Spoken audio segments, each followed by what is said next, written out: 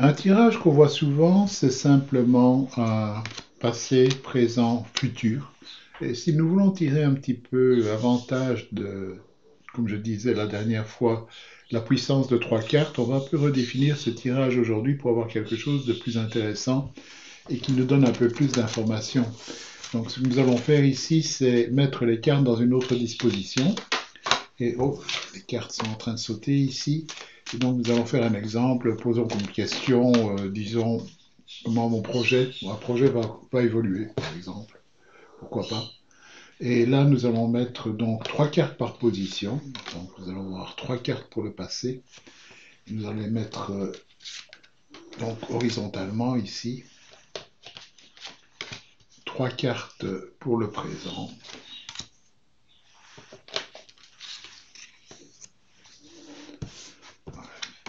Et trois cartes pour le futur. Donc là, nous aurons, comme je disais, la puissance de trois cartes par position, ce qui est toujours intéressant parce que ça nous donne beaucoup plus d'informations qu'une carte, bien sûr, et ça nous permet vraiment de préciser beaucoup mieux nos tirages. Donc ici, j'aime bien aussi de renommer les choses parfois parce que je trouve ça plus intéressant, dans le sens où au lieu d'appeler ça passé, présent, futur, moi j'aime bien l'appeler le passé, les fondations. C'est un peu comme les fondations d'une maison, si on veut, ou ce genre de choses. C'est vraiment pas tous les éléments du passé, mais plutôt les éléments sur lesquels on se base pour construire quelque chose, hein. Des choses qui ont été réalisées, par exemple, donc qui viennent du passé, nous pouvons le dire comme ça, mais en même temps, vraiment, les choses qui sont importantes sur lesquelles nous allons construire. De là, nous avons bien sûr ce qui se passe maintenant avec ceci, et ce vers quoi nous nous dirigeons dans le futur. Donc j'aime bien aussi de les faire dans ce sens au lieu de ce qu'on a l'habitude, passé, présent, futur, horizontalement. Le fait d'avoir verticalement, c'est un peu comme si nous avions le poids des cartes, si on veut, qui sont en train de tomber l'un vers l'autre. Le poids du passé qui pèse sur le présent et tout ceci qui pèse bien sûr vers le futur. Ça, c'est une chose intéressante parce que à un certain moment, on peut aussi dépasser ce qu'on est en train de faire ici pour passer à une lecture en tableau. Et ça, c'est pour un autre jour, bien sûr. Ce qui nous intéresse maintenant, comme je disais, c'est donc d'avoir un meilleur passé, présent, futur qui nous donne plus d'informations que ce que nous aurions avec simplement trois cartes. Et ici, qu'est-ce que nous voyons ici, comme les fondations? Nous voyons une image où tout est en train d'aller vers la droite. Donc ici, nous nous rendons compte que lorsque nous avons fait nos projets au départ, il y a eu comme un petit problème, si on veut, dans le sens où on a peut-être démarré un peu trop vite, hein, cru trop vite un peu à la victoire. Donc nous avons ce cavalier avec sa couronne de laurier qui avance avec tous les gens qui le suivent ici. Donc, un peu comme une victoire à l'avance, quelque chose qui était prévu, les choses ont l'air de bien aller. Puis à un moment donné, on se rend compte que c'est pas vraiment l'idéal, hein. Il y a trop de poids ici qui pèse sur nos épaules. Il est probable qu'avec un succès initial dans le passé, on a voulu se charger trop, faire beaucoup trop de choses. Et c'est ça qui nous amène directement vers ce 3 d'épée. On dit c'est la carte où on a le cœur brisé, mais bon, on pourrait voir aussi en même temps que le cœur qui représente les émotions ici est très attaqué par les trois épées, épées qui représentent souvent la pensée, etc. Donc on dirait que on est en train de tuer nos émotions, donc notre plaisir à faire ce qu'on veut, etc., par des tas d'idées qui nous viennent en tête, et ça donne un peu aussi le climat un peu gris qu'on voit dans le fond de la carte avec les nuages et la pluie. C'est le fait ici, quand on voit ceci, au départ, de se dire je suis victorieux avec ce que je fais dans mon projet, les choses avancent bien, etc. Et puis je veux en faire trop. Et alors qu'est-ce qui se passe quand on en fait trop? On est déçu. Et on commence à se poser des tas de questions. Et c'est un petit peu ça l'histoire ici au départ du projet sur lequel on... Projet, j'ai pris un exemple comme ça qui n'a rien à voir avec la réalité, mais bon, c'est juste pour lire nos cartes ici. Un projet qui commence à devenir une déception ici. On commence à se poser des tas de questions. Pourquoi? Parce qu'on l'a fait grandir. Hein. Sujet, le, le succès initial était tel que, bon, on veut faire plus, au point où on cherche tellement qu'on n'y arrive plus. Et alors là, on se demande comment on va avancer. Et alors là, à ce moment-là aussi, bien sûr, on commence à avoir déception. Et donc, comme je disais, se poser des tas de questions, etc.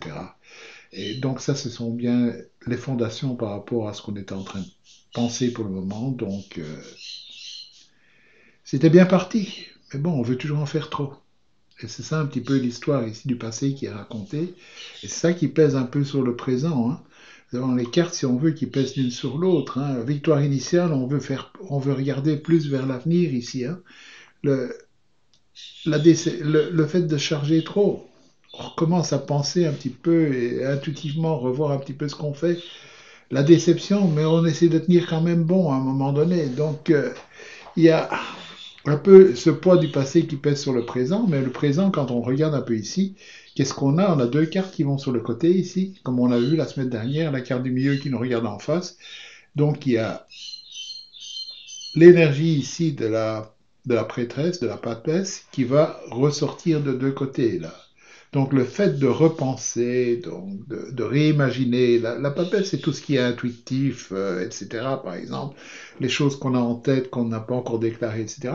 Donc ici, suite à cette situation où on a voulu en faire trop et qu'on a été commence à être déçu, etc. Il y a comme une pensée ici, on est en train de repenser à refaire les choses, si on se demande dans quelle direction aller, et on voit deux choses. Comment est-ce qu'on va planifier vers l'avant, hein? Comment est-ce qu'on va penser à ce qu'on va faire vous savez, là vous avez deux de bâtons, donc quelqu'un qui regarde au loin vers le futur, si on veut, avec le globe dans sa main, donc qui est en train d'imaginer quel va être le futur, comment est-ce qu'on va faire les choses, et qui en même temps, comment on va ici avec le 7 de bâton tenir le coup avec tout ce qu'on a prévu dans le passé.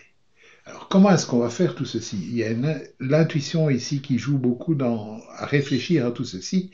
Comment on va avancer, pouvoir retenir avec tout ce qui avait été prévu dans le passé, c'est peut-être des choses qui avaient été annoncées, etc. Et on voit bien qu'on a voulu faire beaucoup trop, alors on essaie quand même malgré tout de tenir, mais comment peut-on planifier tout ça? C'est ça qui est important dans le présent ici.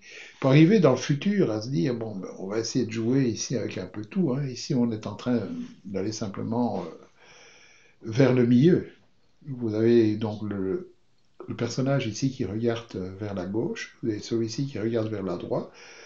Donc on a l'impression ici d'avoir l'énergie des deux qui sont en train d'aller vers le milieu, vers l'as.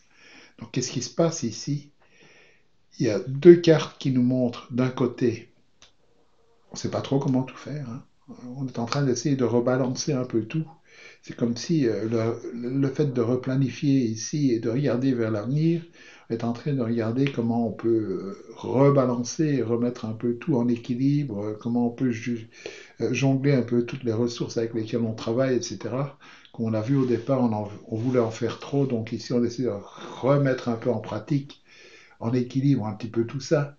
De l'autre côté ici, bon, on vient directement de ce qu'il y a au-dessus en même temps, donc on voit cette déception, ce fait d'essayer de vouloir tenir bon avec tout ce qu'on fait, etc., qui amène un sentiment ici de bof, je suis pas content, je regarde, il y a des choses qui me plaisaient, mais bon, il y en a trop qui arrivent, alors à la fin, bon, on est toujours satisfait, mais il y a un peu cette position là, assis contre l'arbre, les mains croisées, on bouge plus, l'apathie, c'est le bof, on ne sait pas très bien vers quoi on va.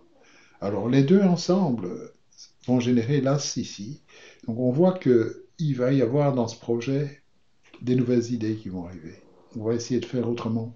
On va essayer de voir un petit peu ici comment on va rééquilibrer tout et en même temps essayer de retrouver un sentiment un peu plus stable au niveau émotionnel, si on veut. Après tout, on a quatre coupes, on essaie de chercher la stabilité. Hein. On en regarde trois devant soi, il y a une quatrième qui arrive, comment est-ce qu'on va la placer, etc.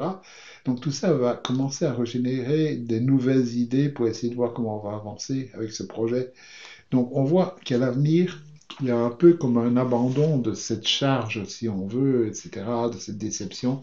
on va essayer de replanifier vraiment, garder certaines choses, hein, on va essayer de tenir bon avec ceci, avec certaines choses, mais il y a ici comme un sentiment de rebalance, de nouvelles idées qui devraient essayer de nous amener à un meilleur contentement, si on veut.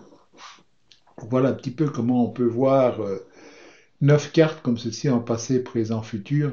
C'est un tirage que j'ai fait en vitesse ici pour montrer un exemple, mais ça vous montre un petit peu comment on peut avancer avec des séries de 3 cartes comme ceci. Et, je ferai d'autres exemples rapidement dans le futur où on va voir un peu plus en détail, etc.